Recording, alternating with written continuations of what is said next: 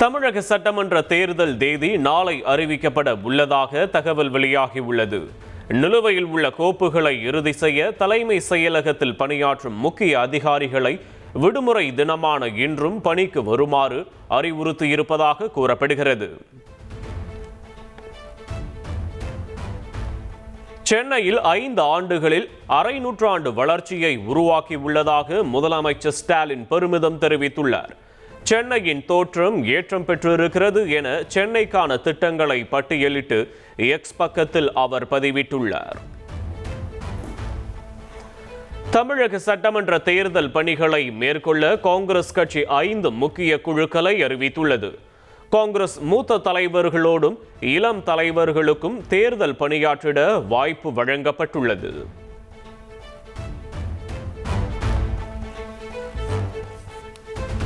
சட்டமன்ற தேர்தலில் கூட்டணி அமைத்து போட்டியிடுவது குறித்து தவேக மாவட்ட செயலாளர்களுடன் கட்சி தலைமை அவசர ஆலோசனை நடத்தியுள்ளது. தலைமையின் முடிவுக்கு கட்டுப்படுவோம் என்று மாவட்ட செயலாளர்கள் உறுதியளித்துள்ள நிலையில் தேசிய ஜனநாயக கூட்டணியில் தவேக இணைகிறதா என்ற கேள்வி எழுந்துள்ளது.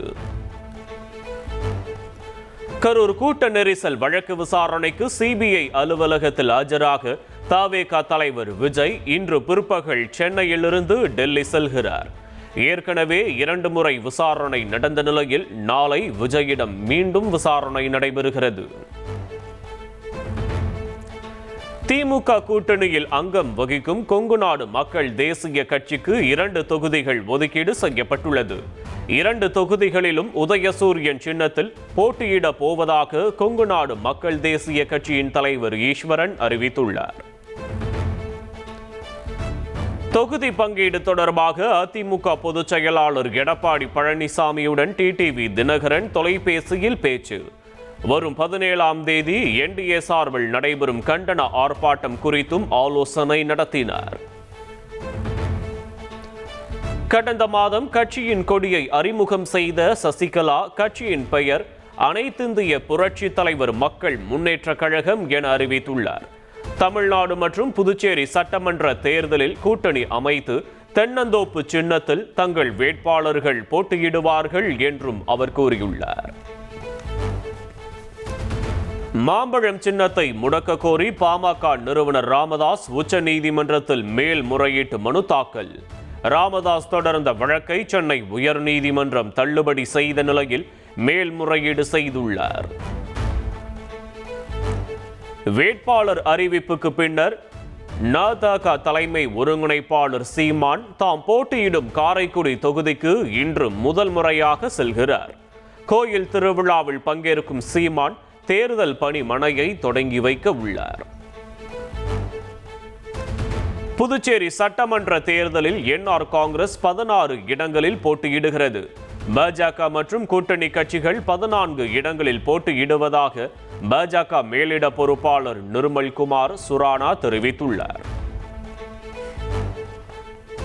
தலைமை தேர்தல் ஆணையர் ஞானேஷ்குமாரை பதவி நீக்கம் செய்ய எதிர்க்கட்சிகள் நாடாளுமன்றத்தில் நோட்டீஸ். எஸ்ஐஆர் விவகாரம் கட்சிகளிடையே பாகுபாடு காட்டுவது தேர்தல் மோசடி என ஞானேஷ்குமார் மீது எதிர்க்கட்சிகள் குற்றம் சாட்டியுள்ளனர். ஹார்முஸ் நீரிணை வழியாக இந்தியாவின் 2 எண்ணெய் கப்பல்கள் பாதுகாப்புடன் பயணிக்க ஈரான் அனுமதி அளித்துள்ளது.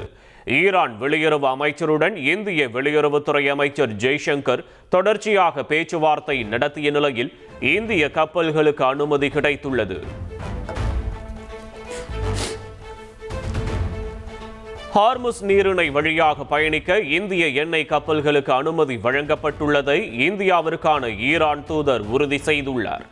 இந்தியா எங்களின் நெருங்கிய நட்பு நாடு என்பதால் இக்கட்டான காலத்தில் நிச்சயம் உதவுவோம் என்று அவர் தெரிவித்துள்ளார். ஓமனின் சோஹர் நகரில் ஈரான் நடத்திய ட்ரோன் தாக்குதலில் 2 இந்தியர்கள் உயிரிழந்ததாக வெளியுறவு அமைச்சகம் அறிவித்துள்ளது.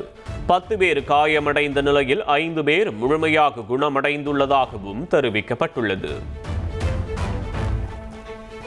ஈரான் பிரச்சனையில் இதுவரை 3 இந்திய மாலுமிகள் உயிரிழந்துள்ளதாகவும் ஒருவர் மாயமாகி உள்ளதாகவும் வெளியுறவுத்துறை அமைச்சகம் கூறியுள்ளது.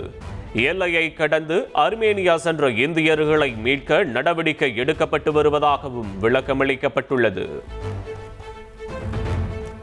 மேற்காசியாவில் போர் தொடங்கியதிலிருந்து தற்போது வரை 1,30,000 இந்தியர்கள் தாயகம் திரும்பியுள்ளனர்.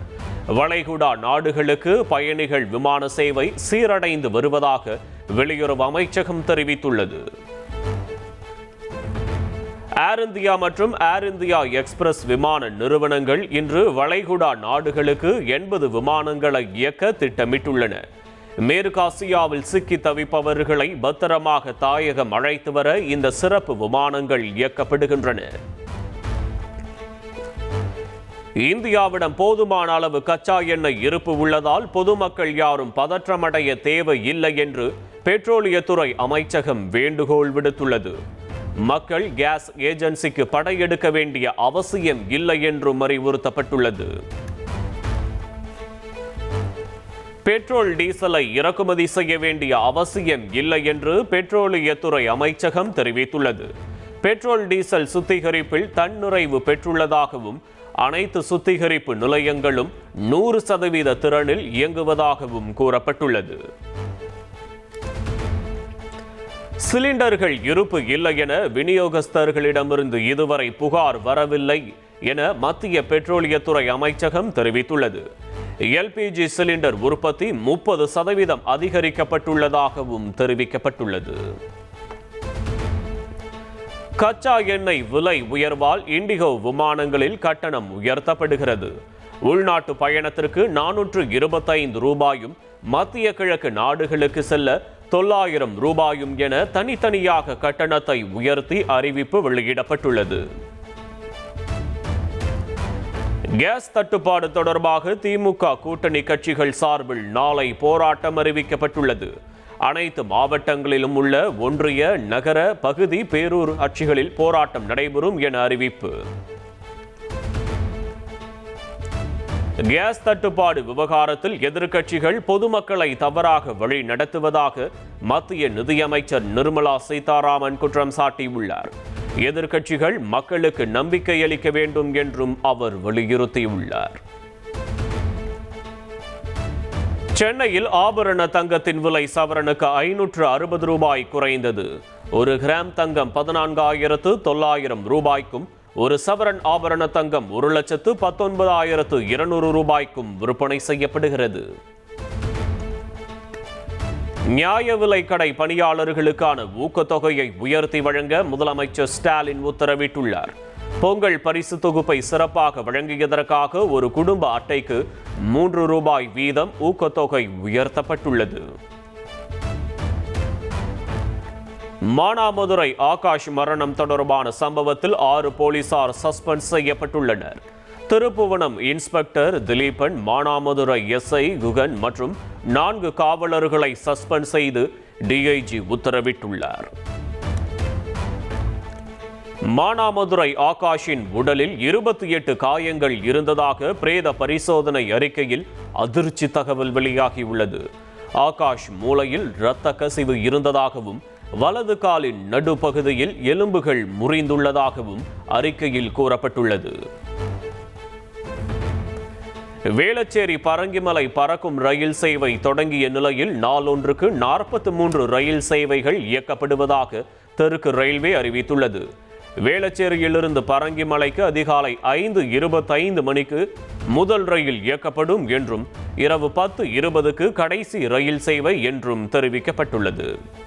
தமிழ்நாட்டில் காலி மது பாட்டில்களை திரும்ப பெறும் திட்டத்தை மே 31ஆம் தேதிக்குள் முழுமையாக அமல்படுத்த வேண்டும். தமிழக அரசுக்கு சென்னை உயர்நீதிமன்றம் இறுதி அவகாசம் வழங்கி உத்தரவிட்டுள்ளது. ஊட்டி பைக்காரா ஏரியில் பெட்ரோல் டீசல் இயந்திர படகுகளை இயக்க தடை விதித்து சென்னை உயர்நீதிமன்றம் உத்தரவிட்டுள்ளது. ஒலி மாசு மற்றும் நீர் மாசு குறித்து ஆய்வு செய்த அறிக்கை அளிக்க நீர் பாதுகாப்பு ஆராய்ச்சி நிறுவனத்திற்கு உத்தரவிடப்பட்டுள்ளது.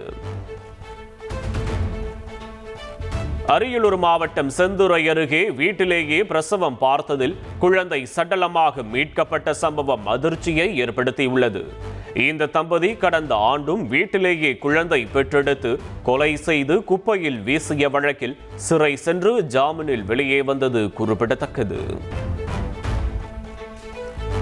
இஸ்ரேலின் மத்திய பகுதிகளில் ஹைப்பர்சோனிக் ஏவுகணைகள் மூலம் ஈரான் தாக்குதலை தீவிரப்படுத்தி உள்ளது. பல கட்டிடங்கள் தீப்பிடித்து எரிந்த நிலையில் பொதுமக்கள் பாதுகாப்பான இடங்களுக்கு செல்ல அறிவுறுத்தப்பட்டுள்ளனர்.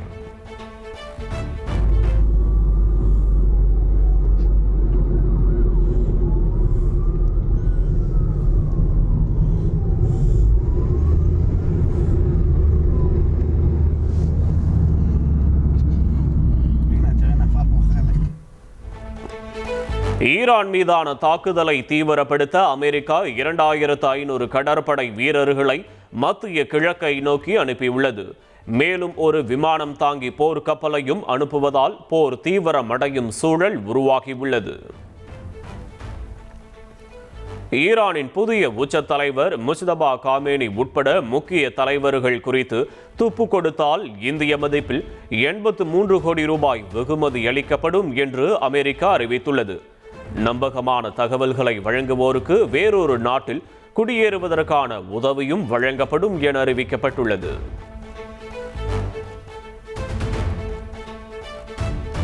அமெரிக்க தாக்குதலால் ஈரான் புதிய உச்ச தலைவர் முஜ்தபா காமேனி காயமடைந்துள்ளதாக அமெரிக்க பாதுகாப்பு அமைச்சர் பீட் ஹெக்ஸட் தெரிவித்துள்ளார். எலியை போல முஜ்தபா காமேனி குழிக்குள் பதுங்கியிருப்பதாகவும் அவர் வெளியிட்ட அறிக்கையில் குரலோ முகமோ இல்லை என்றும் கூறியுள்ளார். ஈரானின் அனைத்து இராணுவ திறன்களையும் செயலிழக்க செய்யும் திட்டம் முன்னெடுக்கப்பட்டு வருவதாக அமெரிக்காவின் கூட்டுப்படை தலைவர் தெரிவித்துள்ளார். ஹார்முஸ் நீரிணையில் ஈரான் கன்னிவெடிகளை பதித்திருப்பதற்கான ஆதாரங்கள் இல்லை என்றும் அவர் கூறியுள்ளார்.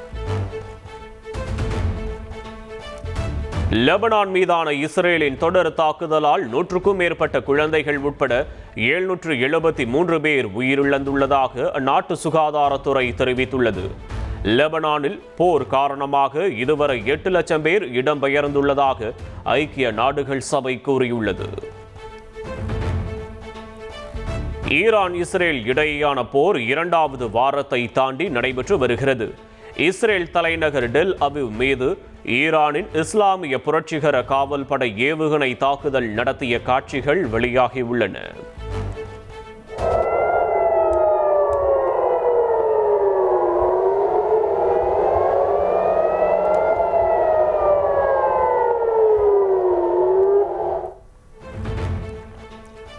மத்திய கிழக்கில் 2 வாரங்களை தாண்டி நீடிக்கும் போரால் பலியானோர் எண்ணிக்கை 2000-ஐ கடந்துள்ளது.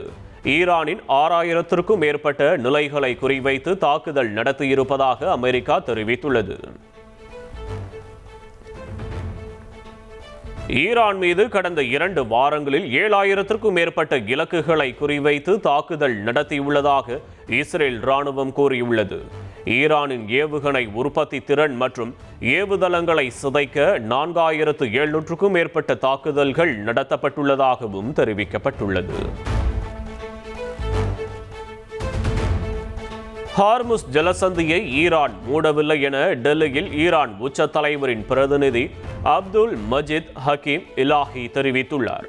ஹார்முஸ் ஜலசந்தி திறந்தே இருப்பதாகவும் போர் சூழல் காரணமாக ஜலசந்தியை கப்பல்களால் கடக்க முடியவில்லை என்றும் கூறியுள்ளார். அமெரிக்கா இஸ்ரேல் தாக்குதலுக்கு மத்தியில் ஈரான் தலைநகர் தெஹ்ரானில் பாலஸ்தீன மக்களுக்கு ஆதரவான குட்ஸ் தின பேரணி நடைபெற்றது. ஈரான் அதிபர் மசூத் பெசஸ்கியன் உட்பட பல்லாயிரக்கணக்கானோர் பேரணியில் கலந்து கொண்டனர். ஈரான் மற்றும் காசாவுக்கு ஆதரவாக ஏமன் தலைநகர் சனாவில் பிரம்மாண்ட பேரணி நடைபெற்றது. பேரணியில் பங்கேற்ற ஆயிரக்கணக்கான மக்கள் ஈரான் மற்றும் காசாவின் கொடிகளை ஏந்தியபடி சென்றனர். அமெரிக்காவுடன் பேச்சுவார்த்தையை தொடங்கியதாக கியூபா அதிபர் முகுவல் டயஸ் கானில் அறிவித்துள்ளார். ஈரானுக்கு பிறகு கியூபாவை குறிவைத்திருப்பதாக ட்ரம்ப் அறிவித்த நிலையில் பேச்சுவார்த்தை. ரஷ்யா மீதான கச்சா எண்ணெய் தடைகளை அமெரிக்கா தளர்த்திய விவகாரத்தில் யுக்ரைன் வருத்தம் தெரிவித்துள்ளது. ரஷ்யா சம்பாதிக்கும் பணம் போரை வேகப்படுத்தும் என்று யுக்ரைன் கூறியுள்ளது. மகாராஷ்டிரா மாநிலம் ஷீரடியில் உள்ள சாய்பாபா கோயிலில் நடிகரும் ரேசருமான அஜித்குமார் சாமி தரிசனம் செய்தார். அஜித்குமார் சாமி தரிசனம் செய்த வீடியோக்கள் சமூக வலைதளங்களில் வைரலாகி வருகிறது. சென்னை விமான நிலையத்திற்கு வந்த த்ரிஷா செய்தியாளர்களுக்கு பதிலளிப்பதை தவிர்த்தார். விஜயுடன் நிகழ்ச்சியில் பங்கேற்றது குறித்து கேள்வி எழுப்பிய போது மௌனமாக சென்றார். விஜய் சாரும் கலந்து ஒரு நிகழ்ச்சி வந்து பெரும் சர்ச்சையா இருக்கு. இது குறித்து ஒரு கருத்து மேடம்.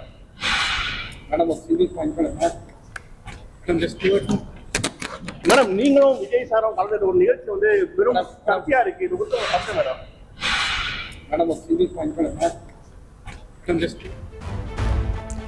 இந்திய கிரிக்கெட் அணியின் சுழற்பந்து வீச்சாளர் குல்தீப் யாதவ் தமது நீண்ட நாள் காதலியை இன்று கரம்பிடிக்கிறார். உத்தரகாண்ட் மாநிலம் முசோரியில் நடைபெறவுள்ள திருமண விழாவில் ஏராளமான விளையாட்டு வீரர்கள் கலந்து கொள்கின்றனர்.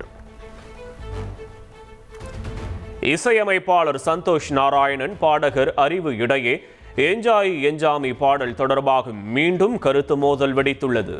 இசையில் வருமானம் இழப்பீடு பொதுவானது என்றும் இசையமைப்பாளர் மட்டும் உரிமை கொண்டாட முடியாது என்றும் அறிவு கூறியுள்ளார்.